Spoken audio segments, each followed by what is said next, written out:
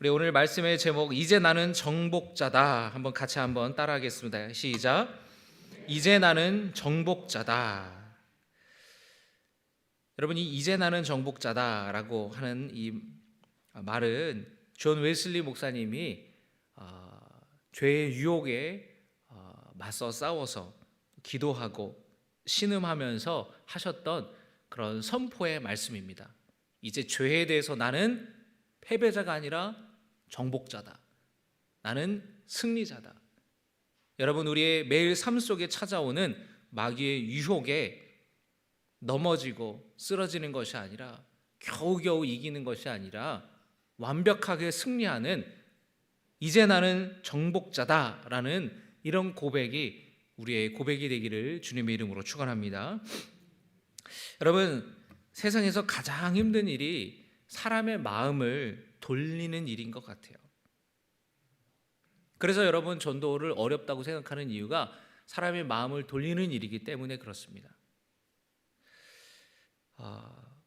반박할 수 없을 정도로 아주 논리적으로 설득력 있게 말해보기도 하고, 그게 통하지 않으면 달래보기도 해요.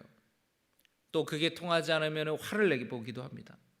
그런데도 불구하고 완강하게 거부하면 참 쉽지 않습니다.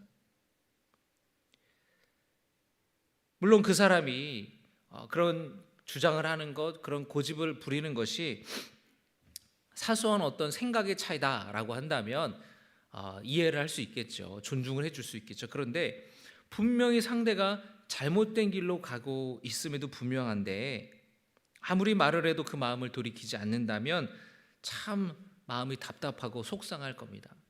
여러분, 우리가 살아가면서 언제 이런 일을 겪냐면 자식 키울 때 이런 일을 겪어요. 여러분, 내가 낳은 자식이지만 그 자식 내 마음대로 됩니까? 안 됩니까? 내 마음대로 안 돼요. 자식을 하나를 낳든 둘을 낳든 셋을 낳든 다 자식들이 또 달라요. 어느 정도 여러분 크면 부모 말을 들으지가 않아요. 그런 분들이 있습니다. 아휴, 목사님, 이제 애들이 다 머리가 커가지고 말을 안 들어요. 머리가 얼마나 큰지는 몰라도 말을 잘 안 듣는다라는 거예요. 다 무슨 얘기를 하면은 다 사실은 부모가 하는 얘기가 다 자식을 위해서 하는 이야기잖아요. 다 잔소리로 듣는 거죠. 그래서 우리는 자식을 키우다 보면 이런 속상한 마음이 들 때가 많습니다. 그런데 오늘 13장의 말씀을 보면은 예수님의 마음이 그렇게 답답하셨어요. 예수님의 마음이 그렇게 속상하셨어요. 아무리 얘기를 하고 설득을 하고 타이르고 얘기를 해도 그 마음을 돌이키지 않는 제자가 있었던 거예요. 예수님께서 제자들의 발을 차례대로 다 씻어주셨습니다. 베드로의 차례가 되자 베드로는 어떻게 자신의 발을 씻으실 수 있겠느냐고 베드로가 거절을 해요. 그러자 예수님께서는 그러면 너는 나와 상관없는 사람이 된다, 그렇게 말씀하셨습니다. 그러자 베드로가 그러면은 발뿐 아니라 다른 손과 내 머리도 씻어달라고 얘기했어요. 예수님께서는 너희가 깨끗하기 때문에 발만 씻어도 된다라고 말씀하셨습니다. 깨끗하다라는 말은 예수님과 친밀한 관계에 있다는 의미예요. 그런데 말미에 예수님께서 이런 말씀을 하셨습니다. 너희가 깨끗하나 다는 아니니라. 가룟 유다가 예수님을 배반할 마음을 품고 있다라는 것을 알고 하신 말씀이에요. 예수님께서 제자들의 발을 씻어주셨습니다. 당연히 누구의 발도 씻겨주셨을까요? 가룟 유다의 발도 예수님이 씻겨주셨어요. 예수님은 너희가 깨끗하나 다는 아니니라. 이 말을 가룟 유다가 알아듣고 그 마음을 돌이키기를 바라셨을 겁니다. 여러분, 사람이 살아가다 보면은 수치심을 겪을 때가 있습니다. 그게 언제냐면 공개적인 자리에서 누군가를 이렇게 누군가 한 사람을 비난할 때, 그럴 때 그 사람은 수치심을 느낍니다. 공개적으로 여러분, 여기서 제가 어느 권사님을 혹은 어느 집사님을 특정해서 기도하세요, 왜 기도 안 하십니까? 이렇게 혼낸다고 한다면 얼마나 여러분 수치스럽겠어요. 그렇죠, 여러분? 우리는 누군가 사람들 다 앞에서 막 내가 이렇게 갑자기 공개적으로 뭔가 비난을 받는다든지 혼이 나면은 얼굴이 빨개지고 굉장히 이렇게 민망하게 되는 그런 수치심을 경험할 겁니다. 여러분, 예수님이 가룟 유다가 예수님을 배반할 마음이 있는 걸 아셨지만 다른 제자들 앞에서 공개적으로 가룟 유다를 꼭 집어서 말하지 않으셨어요. 발을 씻길 때 다 씻기셨어요. 그리고 가룟 유다만 알아듣게 말씀을 하시는 거예요. 너희가 깨끗하나 다는 아니다, 저놈이다, 막 이렇게 얘기하지 않으셨어요. 그러니까 그 가운데의 제자들이 모르는 거예요. 누가 배신하는지 모르고 그냥 수근수근 거리는 거죠. 근데 가룟 유다는 알잖아요. 그러면 그 마음을 돌이키고 그 마음을, 예수님을 배반하고자 하는 마음을 버리고 예수님을 따랐어야 되는데 그 가룟 유다의 마음을 버리지 않았다라는 것입니다. 요한복음 13장 18절의 말씀을 보시면 내가 너희 모두를 가리켜 말하는 것이 아니니라. 나는 내가 택한 자들이 누구인지 알미라. 그러나 내 떡을 먹는 자가 내게 발꿈치를 들었다 한 성경을 응하게 하려는 것이라. 가룟 유다가 배신할 것을 예수님은 시편 41편 9절의 말씀을 인용하여서 말씀하셨어요. 41편 9절에 이렇게 되어 있습니다. 내가 신뢰하여 내 떡을 나눠 먹던 나의 가까운 친구도 나를 대적하여 그의 발꿈치를 들었나이다. 이 말씀을 인용하여서 요한복음 13장 18절에 발꿈치를 들었다 한 성경을 응하게 하려는 것이다 라는 말씀을 하신 거예요. 발꿈치를 든다라는 말은 이 유대인들이 흔히 사용하는 말인데, 이 말은 여러분, 우리가 말이 주인을 뒷발로 걷어차는 그런 경우를 발꿈치를 든다라는 말로 표현을 했습니다. 여러분, 이 말 보면은 말이 엄청 크잖아요. 근데 말이 뒷발질을 하잖아요. 거기에 맞으면은, 사람이 가슴에 맞으면은 이 갈비뼈가 다 부러질 만큼 강력한데, 주인을 말이 이 뒷발로 주인을 걷어찬다, 이 배신한다라는 뜻이잖아요. 우리나라 말로는 여러분, 우리나라 속담에 이런 말이 있죠. 믿는 도끼에 발등 찍힌다. 이 시편 41편의 9절이 가까운 친구가 나를 대적하여 그의 발꿈치를 들은다 라는 그 말, 예수님이 이 말을 인용하신 것은 제자들 가운데에서 나를 배신할 사람이 있다라는 뜻이에요. 이 시편 41편의 말씀을 인용하셨지만 제자들은 여전히 잘 이해를 못합니다. 그런데 여러분, 누구는 알아들었을까요? 가룟 유다는 알아들었어요. 그런데 못 알아들은 척, 자기가 아닌 척 하는 거예요. 그러자 예수님께서 이렇게 말씀하셨습니다. 21절의 말씀에 예수께서 이 말씀을 하시고 심령이 괴로워 증언하여 이르시되, 심령이 괴로워하여 말씀하셨다라는 겁니다. 지금 드러내지 않고 여러 차례 말씀하셨는데도 불구하고 여전히 가룟 유다가 마음을 돌이키지 않자 예수님의 마음이 어떠셨다고요? 괴로우셨다라는 거예요. 그래서 예수님께서 결국에는 이렇게 말씀하신 거예요. 너희 중 하나가 나를 팔리라. 결국에는 이렇게 누구라고는, 그런데 여기서도 예수님은 누구라고도 얘기는 안 하셨어요. 너희 중에 나를 팔리라. 예수님이 이렇게까지 말씀하시는 게 너무 속상하신 거예요. 가룟 유다가 마음을 돌이키지 않는 것 때문에 심령이 괴로우셨습니다. 이 얘기를 듣자 제자들이 그동안 앞에서 예수님이 하셨던 말을 들었을 때에 못 알아들었는데 이 얘기를 듣고 이제 알아들었어요.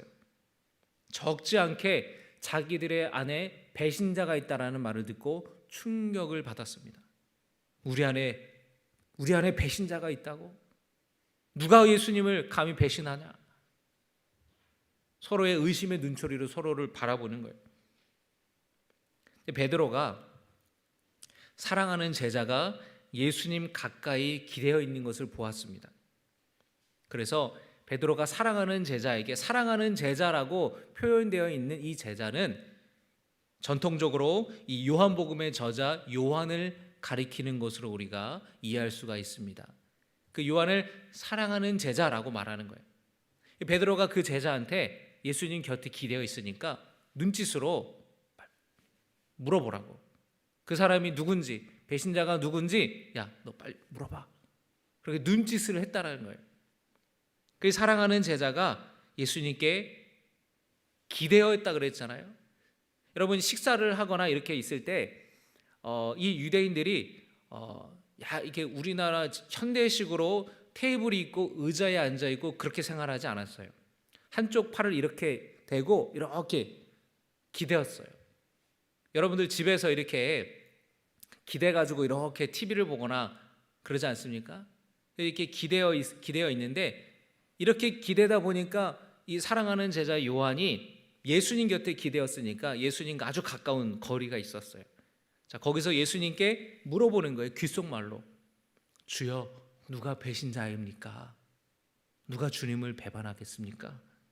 그러자 예수님이 내가 떡 한 조각을, 그 빵 한 조각을 적셔다 주는 자가 그다.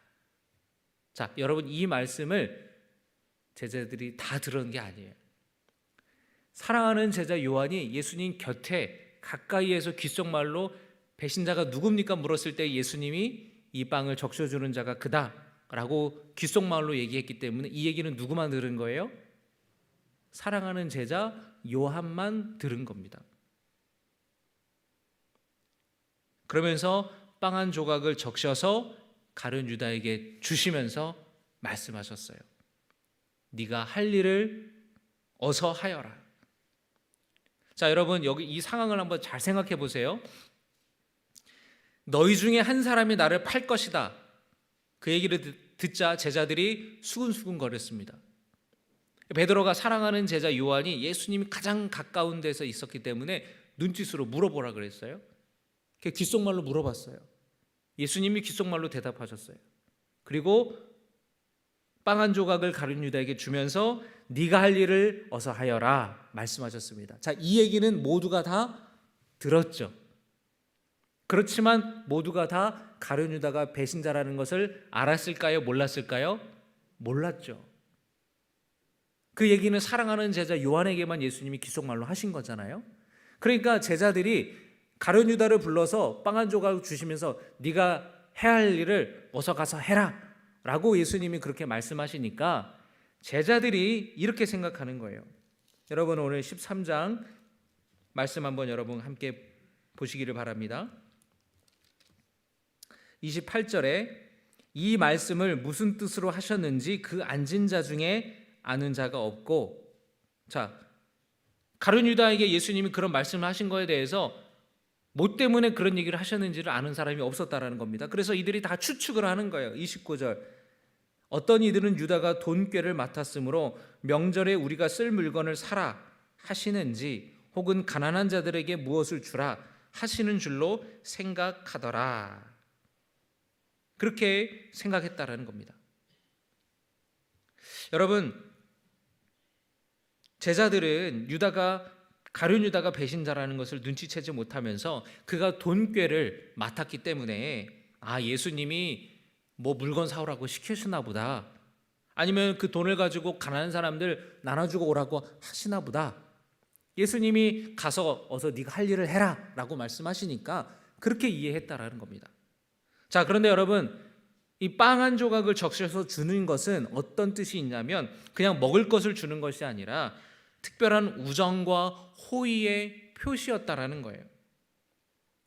이 예수님께서는 가룟 유다가 당신을 배신할 것을 아셨음에도 불구하고 그에게 우정의 증표를 보여주시는 거예요. 그 마음을 돌이키기를 바라는 예수님의 마음을 주신 거예요. 네가 할 일을 어서 하여라. 이 말씀은 유다를 결단의 자리로 이끌어가는 것입니다. 가룟 유다는 그 예수님의 사랑과 선하신 행위에 대해서 배신하려고 하는 마음을 버리고 회개할지 아니면 배신할지 결단해야 됐었어요. 여러 차례 예수님께서는 다른 제자들이 눈치채지 못하게 말씀하셨고, 그리고 이제 마지막으로 빵을 주시면서 여전히 가룟 유다를 나의 제자로 사랑하는 그런 마음을 품고 빵을 주시면서 이제 네가 결정해야 된다. 네가 나를 배신하려고 하는 마음을 버리고 나를 따를지 아니면 여전히 그 마음을 갖고 나를 배신할지 너는 이 시간에 지금 결단해야 된다. 그러면서 예수님이 그 빵을 주신 거예요. 27절의 말씀을 보면은 조각을 받은 후에 곧 사탄이 그 속에 들어간지라 말씀합니다. 이 말씀은 여러분 가룟 유다가 귀신 들렸다는 소리가 아니에요. 여러분 사탄이라는 말은 고발자, 고소하는 사람이라는 뜻이 있습니다. 가룟 유다가 마음에 사단이 예수님을 고발하는 마음, 예수님을 고소하는 마음, 이간질하는 그런 마귀가 가룟 유다의 마음을 충동질하고 있다는 거예요. 여러분 결국에 가룟 유다는 어떻게 결정을 내렸습니까? 예수님을 팔기로 그가 마음을 굳혔어요. 30절에 유다가 그 조각을 받고 곧 나가니 밤이러라. 여러분 이게 참 굉장히 의미심장한 말입니다. 밤이었다라는 것은 시간적으로 밤이었다는 것뿐만 아니라 그가 빛 대신 예수님을 떠나서 어둠 속으로 갔다라는 의미심장한 그런 상징이 바로 여기에 담겨져 있는 거예요. 여러분 오늘 이 말씀 속에서 우리가 깨달아야 되는 것은 뭐냐면 우리도 가룟 유다처럼 사탄에게 속아서 유다의 길을 갈 수도 있다는 것이에요. 영국에서 유다의 얼굴이라는 제목의 연극이 상영된 적이 있다고 합니다. 이 연극의 내용은 가룟 유다의 역할을 맡을 배우를 찾아다니는 내용이라고 해요. 그런데 이 연극의 마지막 장면이 아주 유명한 장면이라고 합니다. 이 연극 마지막에서 모든 배우들이 나와서 큰 목소리로 이렇게 말한다고 합니다. 당신도 가룟 유다가 될 수 있습니다. 그렇게 연극이 끝난대요.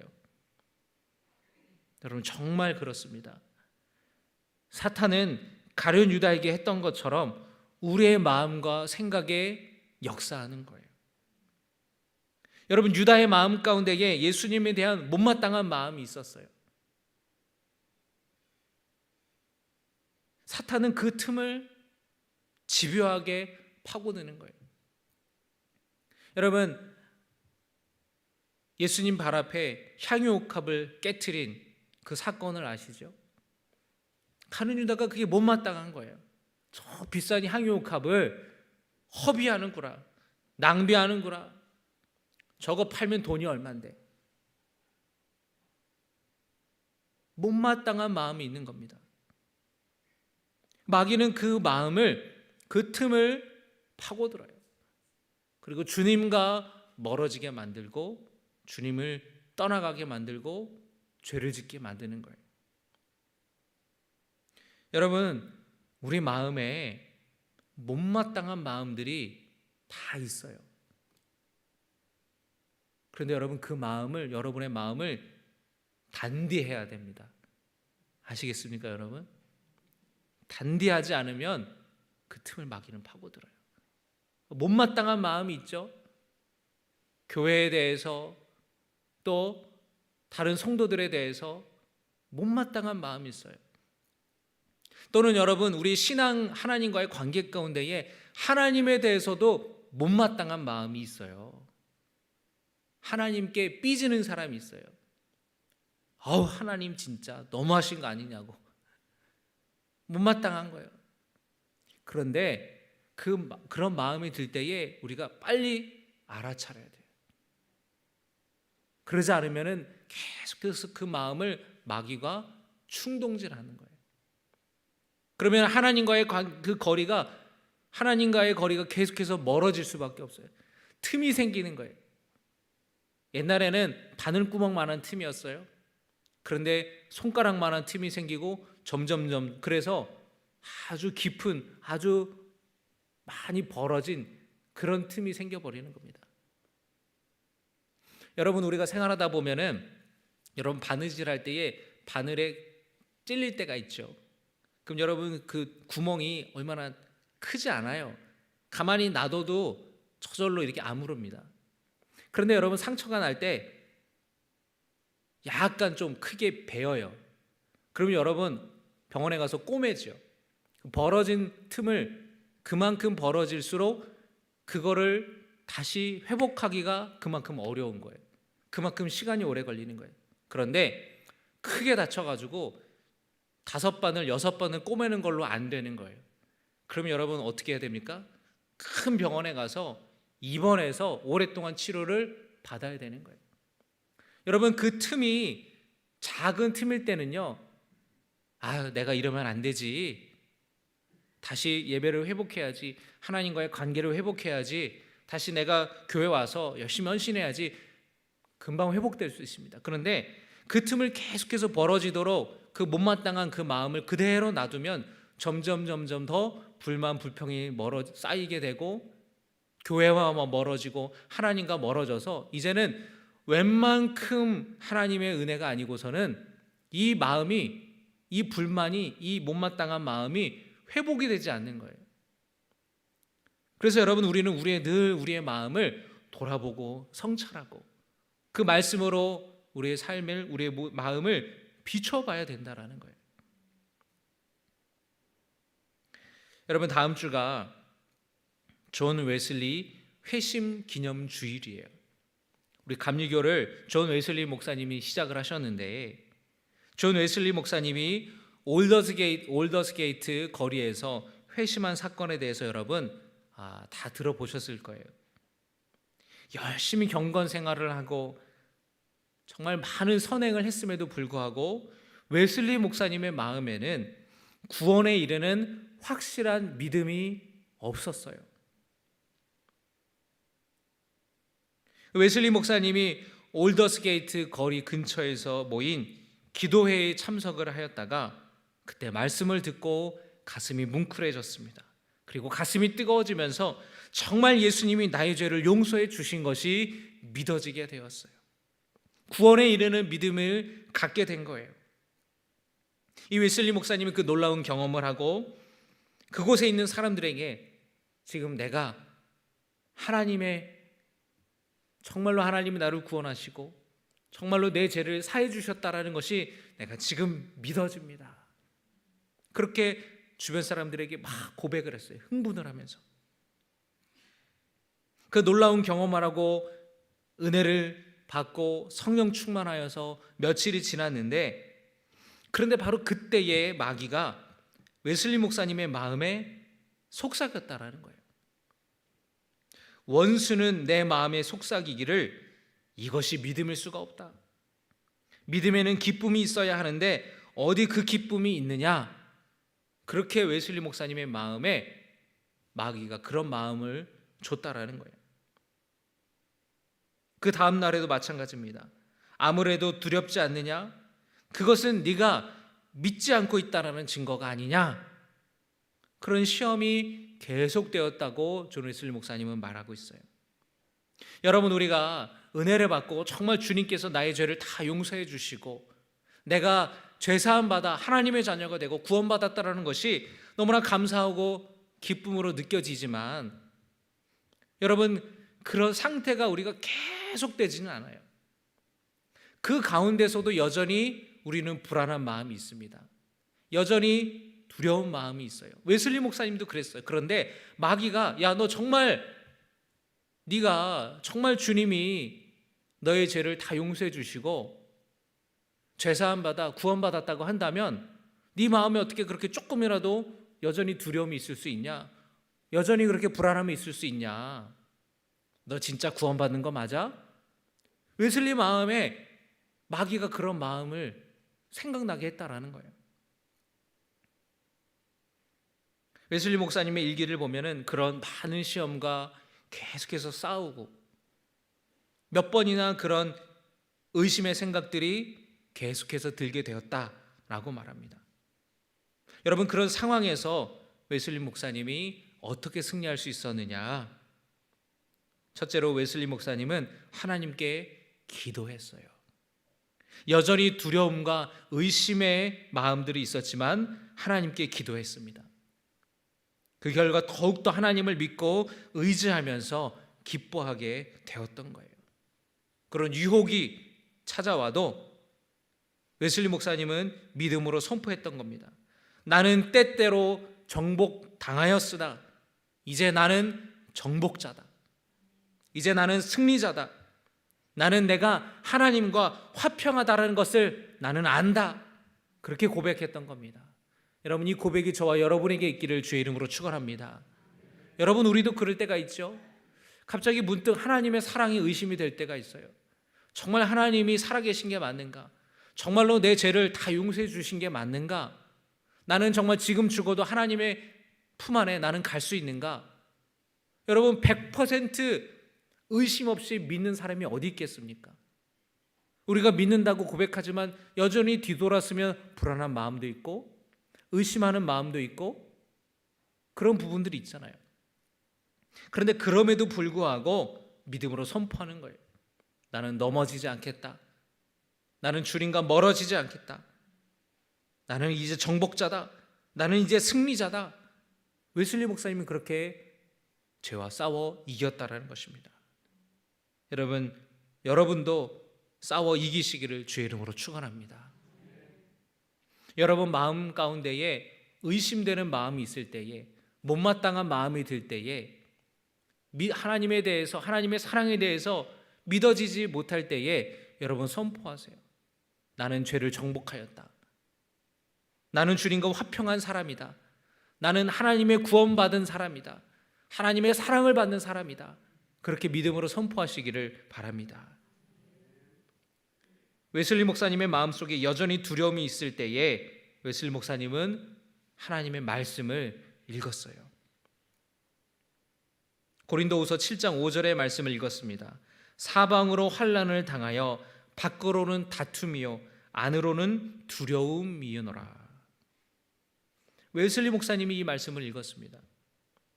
여러분, 이 말씀이 어떤 말씀이냐면 사도 바울이 마게도냐에서 복음을 전할 때에 이 마음속에 두려움이 있었다라는 것을 쓴 글이에요. 아, 그렇구나. 사도 바울도 마게도냐에서 복음을 전할 때에 그 마음에 두려움이 있었구나. 사방으로 환난을 당해서 밖으로는 다툼이 일어나는데 안으로는, 이 안이라는 것은 무엇을 뜻하는 거예요? 사도 바울의 마음 상태를 말하는 거죠. 안으로는 두려움이었구나. 야, 저 성령 충만해서 주의 복음을 온 세상에, 온 열방에 전하였던 그 사도 바울조차 어려움과 환난을 만날 때에 그 마음에 두려움이 있었구나. 두려움이 없지 않았구나.